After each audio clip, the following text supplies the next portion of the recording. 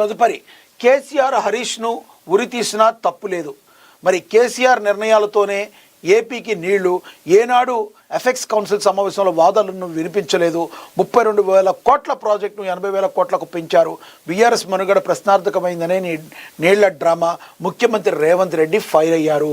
కేసీఆర్ను హరీష్ రావును ఉరి తీసినా తప్పు లేదు. ఇది చాలా పెద్ద స్టేట్మెంట్. మరి ఇంత పెద్ద స్టేట్మెంట్ సీఎంకి కోపం రావడానికి ఎలా ప్రధానమైన కారణం ఏంటనేది కూడా మనం ఒకసారి మరి గమనించాలి. ఏనాడు ఎఫెన్స్ కౌన్సిల్ సమావేశంలో వాదనలు వినిపించలేదు.